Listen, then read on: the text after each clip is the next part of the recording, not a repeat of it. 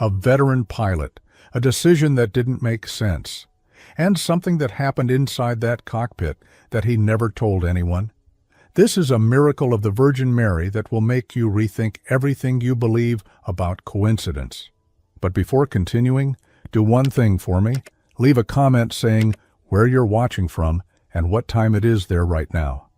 I would love to see how far the miracles of the Virgin Mary are reaching. Do you know that kind of person who only believes in what they can see, in what they can measure, in what they can prove? Andrew was that kind of person.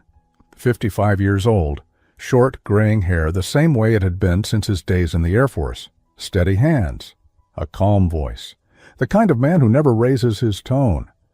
Andrew had been a military pilot, 15 years of service, missions he never talked about, places he never mentioned. A drawer full of memories from the past that he never opened for anyone, not even for Karen, his wife. When he left the Air Force, the transition to commercial aviation was natural. Flying had always been his passion since he was young. It was where he felt complete. But Andrew never left military rigor behind. The rigor, the discipline, the obsession with procedures, every checklist executed as if it were a mission, every protocol followed with millimetric precision. The younger co-pilots sometimes thought it was overkill. It's just a commercial flight, Captain. But Andrew never changed.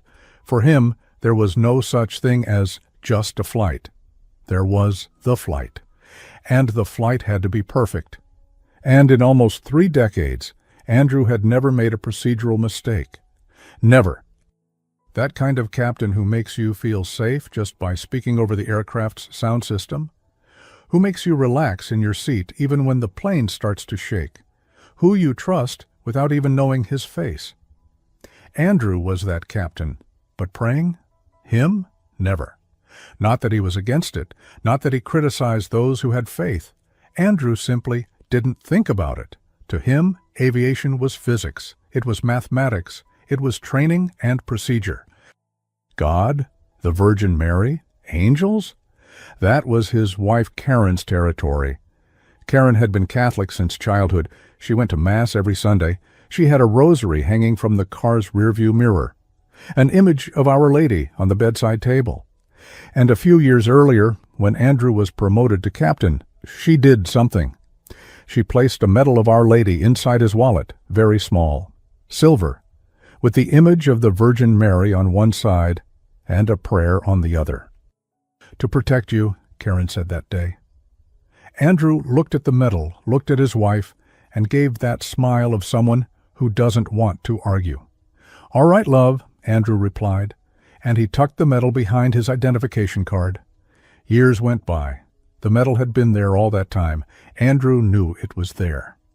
Sometimes, when he opened his wallet, he caught the glint of silver, but he never took it out, never threw it away.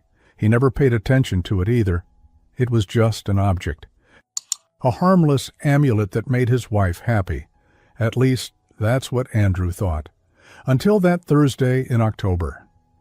The day began like any other. Andrew woke up at 4:30 in the morning. He drank black coffee, no sugar, the same way he had for 30 years. He kissed Karen, who was still half asleep, grabbed his flight bag, and left. The flight was simple. Chicago to Dallas. 2 hours and 40 minutes in the air. 160 passengers. Full crew. Good weather forecast at both ends. Routine. The co-pilot that day was a 32-year-old man named Michael. Competent, focused, but still a little tense around Andrew. Almost everyone was. Already in the cockpit, before passenger boarding, Andrew and Michael went through the standard procedure, checking the navigation charts, configuring the onboard computers, inspecting the instruments. They reviewed the weather, everything within expectations. At 7:15, the passengers boarded. At 7:48, the plane took off from Chicago. Andrew was in command. Michael monitored the systems. Communication with the tower was clear. All parameters normal. The flight went by without a single event. Cabin service completed. Passengers calm. A few clouds along the way, nothing that required a deviation. 2 hours later, Dallas appeared on the horizon. Andrew initiated the descent procedures, communication with the Dallas Tower, clearance to land on the main runway. Everything normal. Absolutely everything normal. Have you ever been on a plane at that moment? That moment when you feel the aircraft begin to descend? When the captain announces the landing and you put your phone away, fasten your seatbelt, bring your seat back upright? 160 people were doing exactly that. And Andrew was doing what he had done thousands of times in his life, controlling the descent, monitoring the speed, aligning with the runway, 15 minutes to landing. 10 minutes, 5 minutes. The Dallas runway was already visible, perfect visibility conditions. 3 minutes to landing. Andrew made the final check. Landing gear down and locked. Speed stabilized. Landing checklist complete, Michael confirmed. Andrew nodded, hands on the yoke, eyes alternating between the instruments. 2 minutes to touchdown. And then it happened. It all happened at the same time. 1 second, Andrew was focused on the final approach. The next second, the world changed. First, the smell. A scent of roses filled the cockpit. Strong, sweet, unmistakable. As if someone had opened a bouquet of flowers right there between the two pilots. Andrew blinked. He frowned. Where was that coming from? Inside the cockpit, there was only that familiar airplane smell. Plastic, fabric, reheated coffee. There was no way there could be a smell of roses, but there was. And along with the smell, a sensation, a warmth in Andrew's chest. It wasn't pain, it wasn't discomfort. It was as if someone had placed a hand right there in the center of his chest. A presence, a gentle pressure, and with the warmth, a peace. A strange peace, because along with it came urgency, both things at the same time, mixed together in a way that made no sense. Peace and urgency, calm and alert. Andrew didn't have time to process it, because then the voice came. A woman's voice, not on the radio, not in the headphones. The voice came from inside the cockpit, from somewhere behind him, or beside him, or from everywhere at the same time. A soft voice, serene, clear as crystal. 4 words. Climb. Andrew froze. For 1 second, a second that seemed to last an hour, he didn't move. His hands on the control column, his eyes on the instruments that continued to show everything as normal. The voice still echoed in his head. A woman's voice, calm, firm, like a mother, warning her child about a danger he cannot see. Climb. Michael continued monitoring the systems. Oblivious to everything, something inside Andrew made a decision before his rational mind could process it, before thinking, before analyzing, before calculating. He pulled back on the control column. Go around, Andrew announced, his voice firm, calm, as if it were the most natural thing in the world. The engines responded immediately. The roar increased. The nose of the aircraft lifted. Michael executed the go-around procedures automatically, professional to the very last gesture. In the passenger cabin, 160 people felt the change. The plane that had been descending was now climbing. The runway that had been approaching was now moving away. Some passengers looked at each other, confused. Others closed their eyes, tense. Someone asked the person next to them what was happening. The aircraft gained altitude, made the turn, began a new circuit. Only then, when the situation was stabilized, did Michael look at Andrew. Captain, the instruments were all normal. We were cleared, Michael said, his tone respectful, but the question implicit. Andrew kept his eyes forward. I know, Andrew replied, and said nothing more, because Andrew had no explanation. The smell of roses was already fading, the sensation in his chest diminishing, the voice silent. All that remained was the absolute certainty that he had done the right thing, even without knowing why. The plane continued in the holding pattern. Andrew kept his hand steady on the yoke, but inside, his mind was in turmoil. What had just happened? What was that? Roses? A voice? Was he going crazy? More than 30 years of flying, never a hallucination, never a lapse, never anything even remotely like that. Michael remained silent, too professional to press the issue in the middle of a procedure. The tower called on the radio, and then came the words that changed everything. "We confirm your go-around. We had a runway incursion. Unauthorized service vehicle in the touchdown zone. The situation is being resolved. Maintain the pattern and await further clearance." Andrew did not respond immediately. A service vehicle on the runway, exactly where his aircraft would have touched down. A maintenance car. Metal against metal. 160 people, plus the crew, plus whoever was in the vehicle. A disaster no one would have been able to prevent. "Roger, tower," Andrew finally said. His voice did not shake. On the outside, he was the same Andrew as always, calm, controlled, professional. On the inside, his world had just been turned upside down. Michael was pale. "Captain, how did you know?" Michael asked, his voice low. Andrew looked at the co-pilot, looked at the instruments, looked at the runway below, where it was now possible to see a small vehicle being hurriedly removed. "I didn't know," Andrew replied. And it was true. He didn't know. There was no way to know. The instrument showed nothing. The tower hadn't warned them. No alert, no signal, no indication. Nothing except the smell of roses, the warmth in his chest, and the voice of a woman. 8 minutes later, the aircraft landed. This time, the runway was clear. The touchdown was smooth. The passengers applauded, relieved, unaware of how close they had come to the unthinkable. Andrew completed all the taxi procedures, shut down the engines. And when he finally left the cockpit, when he passed the smiling flight attendants, Andrew maintained his composure. On the outside, it was just another completed flight. On the inside, he was trying to understand how his entire life of certainties had just collapsed. Andrew arrived home in the late afternoon. Karen was in the living room watching television. She heard the door open and smiled, as she always did when her husband returned from a trip. "Hi, love." "Everything okay? Smooth flight?" Karen asked, getting up from the couch to greet him. Andrew stopped at the entrance to the living room, looked at his wife, opened his mouth to answer, and couldn't. How could he explain it? Where would he even begin? "Karen, today I smelled roses in the cockpit and heard a woman's voice telling me not to land, and there was a car on the runway that would have caused a fatal accident. She would think he was having a breakdown, that the stress had finally caught up with him, that he needed to see a doctor." "It was smooth," Andrew said. The lie came easier than he expected. Karen looked at him for a moment. She had known that man for 31 years. She knew when something was wrong. "Are you sure? You seem different," Karen insisted. "Just tired.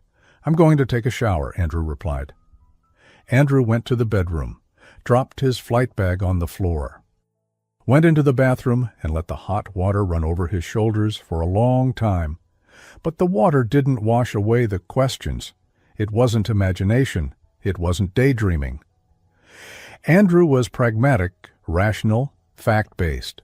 But the facts were these. Something had happened in that cockpit that he could not explain, and that something had saved 160 lives, including his own. Have you ever been through something like that? Something that doesn't make sense but happened anyway? Something you can't fit into any category in your mind? Andrew turned off the shower, dried himself, put on clean clothes, and then he remembered. The medal, the Virgin Mary medal that Karen had placed in his wallet years earlier. He went to the suitcase, took the wallet, opened it. There it was, behind his ID. On one side, the image of the Virgin Mary, hands joined, serene gaze. On the other, a prayer. Andrew took the medal out of the wallet. He stared at it for a long time. The same medal he had ignored for years. The same medal he had never paid attention to. And now, holding it in the palm of his hand, Andrew felt something he did not expect. Recognition. It wasn't proof. He was still too rational to claim anything, but it was something. A connection. A possibility he would never have considered before. The voice in the cockpit. A woman's voice. Calm. Steady. Maternal. Andrew closed his hand around the metal. And for the first time in 55 years, he didn't try to explain it. He didn't try to rationalize it. He just stood there, holding that metal. Dinner was silent. Karen noticed that something was different, but she didn't press him. She knew her husband. She knew he would speak when he was ready. The night went on. Karen watched a series. Then she went to bed. Andrew said he would stay up a little longer. At 11 at night, the house was silent. Andrew was sitting in the living room in the dark, alone. He took the medal out of his pocket, looked at it in the faint light coming through the window. Virgin Mary. Our Lady. Andrew had never prayed. He didn't even know how to begin. He didn't know the words, the rituals, what to do. But that night, alone in the dark living room, he did something he had never done before. He spoke, softly, almost a whisper. I don't know if it was you. I don't know what happened, but if it was, thank you. Thank you for those people. Thank you for the crew. Thank you for me. Silence. No answer. No sign. No scent of roses. But Andrew wasn't expecting an answer. For the first time in his life, he had spoken without waiting for confirmation. And strangely, that was enough. He stayed there a little longer. Then he went to the bedroom, lay down beside Karen, who slept peacefully. And before falling asleep, Andrew did something else he had never done. He placed the medal on the bedside table, on his side, not hidden, not tossed into some corner, there where he could see it. A week passed. Andrew flew again. He made 3 trips, Chicago, Miami, Denver. All the normal procedures, all perfect landings, no smell of roses, no voice. Part of him almost thought he had imagined everything, but another part of him knew that wasn't it. The following Saturday, Karen was tidying the bedroom when she found the medal on Andrew's nightstand. She stopped, looked at the medal, looked at her husband, who was sitting on the bed putting on his shoes. Andrew, Karen called. Why is the medal here? Karen asked, holding the small silver piece. Andrew stopped tying his shoe, looked at his wife, looked at the medal. He had 2 options. He could make up an excuse, say he'd found it in his wallet and left it there by accident.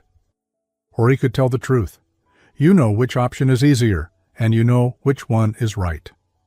Andrew chose the right one. He told her everything, the smell of roses, the sensation in his chest, the voice, the go-around, the vehicle on the runway.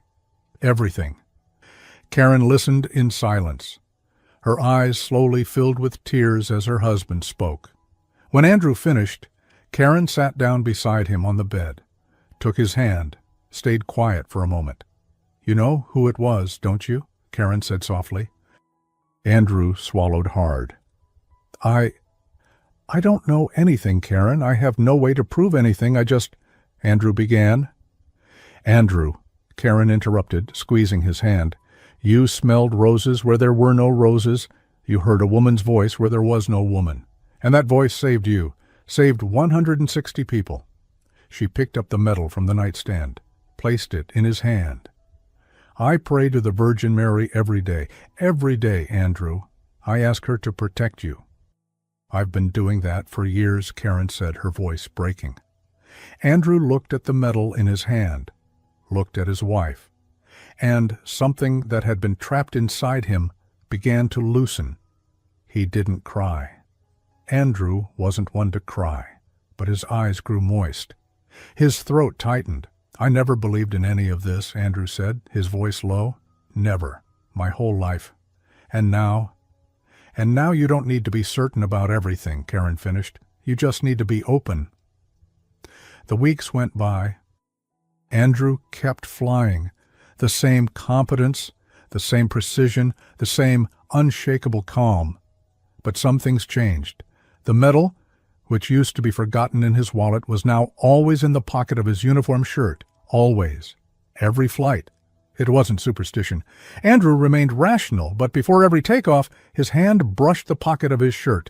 A quick gesture, almost imperceptible. Other things changed, too. On a Sunday, 3 weeks after the incident, Karen was getting ready to go to church. "I'm heading out, love. I'll be back for lunch," Karen said from the bedroom doorway. Andrew was in the living room reading the newspaper. He lowered the paper, looked at his wife. "Wait," Andrew said. Karen stopped, surprised. "What?" "I'll go with you," Andrew replied. Karen stood still at the door. For a second she thought she had misheard. In years of marriage, Andrew had never gone to church with her. "Are you sure?" Karen asked, her voice hesitant. Andrew folded the newspaper, stood up. "I am," Andrew confirmed. That Sunday, Andrew entered a church for the first time in decades, sat beside his wife, listened to the service in silence. And when it came time to pray, he didn't know the words. He stayed quiet while the others recited them. But he was there, present, open, and sometimes that's what matters. 2 months after the incident, Andrew ran into Michael in the hallway of the company's operations center. Michael stopped. "Captain, may I speak with you for a minute?" Michael asked. Andrew nodded. The two moved to a more private corner. Michael looked around, making sure no one was nearby. "That day, Dallas, I never really asked because I didn't know how, but the go-around, you initiated it before the tower warned about the vehicle, before any alert. How?" Michael asked, his voice low. Andrew fell silent for a moment. How to explain it? How to tell a 32-year-old first officer that he had heard a voice, that he had smelled roses, that something inexplicable had happened in that cockpit? But Andrew had learned something over the past 2 months. Not everything needs an explanation. Not everything needs to be understood in order to be accepted. "Michael, I'm going to tell you something, and you can believe it or not. You can think I've lost my mind." "That's up to you," Andrew said. Michael swallowed hard. "Yes, sir," Michael replied. "That day, I smelled roses in the cockpit, strong, out of nowhere, and along with it, a feeling in my chest. And along with that, a voice, a woman's voice, as clear as yours is now, telling me not to land." "To climb," Andrew said. Silence. Michael stood still, processing. "And I don't know what it was," Andrew continued. "I don't know how to explain it. I can't prove it, but I know what happened. And I know there was a vehicle on that runway that the tower hadn't seen, so it was what it was." Michael remained silent for a long moment. "Thank you, Captain, for telling me," Michael said. They never spoke about it again. They didn't need to. Some things only need to be said once. Time passed. Spring turned into summer. Summer turned into fall. Andrew kept flying. The medal stayed in the pocket of his shirt. Andrew went to Mass a few more times with Karen, not every Sunday, but some Sundays. Enough for her to smile in a different way when he said, "I'll go with you." He still didn't know how to pray properly. He still stumbled over the words. He still felt a little lost when everyone knelt down, but he was there. And one night, 6 months after that day in Dallas, Andrew did something he had never done before. He prayed alone, at home, sitting in the living room late at night, with the medal in his hand. He didn't know if he was doing it right. He didn't know if the words were the right ones. He didn't even know if anyone was listening. But he spoke anyway. "Thank you, Virgin Mary, for that day. For the 160 people who went back to their families. For the crew who made it home. For me, who came back to Karen. I don't know why me. I don't know why that flight. But thank you," Andrew said softly, his eyes closed. Silence. No voice. No scent of roses. No feeling in his chest. But Andrew didn't need confirmation. Not anymore. Faith, he had learned, is not about certainty. It's about trusting even without certainty. It's about being open even without guarantees. And Andrew was open, 1 year after the incident, Andrew was back in the cockpit. Same departure airport, same destination, Chicago to Dallas. The co-pilot was different, the crew was different, the aircraft was different, but Andrew was the same, and at the same time, he was different. He ran through the pre-flight checklist with the co-pilot. Checked the instruments, communicated with the tower. Aircraft cleared to taxi. Before starting the taxi, Andrew's hand went to the pocket of his shirt. He touched the metal through the fabric, a quick gesture, natural, like part of the procedure. Tower ready for takeoff, Andrew communicated. Cleared for takeoff, the tower replied. The aircraft accelerated down the runway, gained speed, lifted off. Andrew looked out the window, the sky over Chicago, blue and clear. The city shrinking below, 160 people trusting him to take them safely to Dallas. And he would, as he always had. With competence, with precision, with calm. But now, also with something more. You know what they say about pilots? That they trust instruments, that they follow procedures, that there's no room for intuition or hunches. And it's true. Andrew still trusted the instruments, still followed procedures, but he had learned something that day in Dallas. Some warnings don't appear on the panel. They don't come with warning lights or alarm sounds. They aren't in any manual, any training, any checklist. Some warnings come with the scent of roses, and when they come, the only thing to do is listen. Before I finish, I want to invite you to be part of our prayer community for the Virgin Mary, a space of faith and hope where people from all over the world come together to pray and share graces received. If you feel in your heart the desire to be part of this chain of prayer, click below and become a member of the channel today, and come pray with us. And look, if you made it all the way here, to the end of Andrew's story, do one thing for me. Write in the comments, climb, the word that saved 160 lives that day in Dallas. I want to see how many hearts this story truly reached. And every time I read those words in the comments, I'll know that one more person believes that miracles of the Virgin Mary still happen. If this story touched your heart, subscribe to the channel and activate the notification bell. Write in the comments about a miracle you've witnessed or experienced. Big or small, it doesn't matter. Sometimes we just need to hear that we're not alone.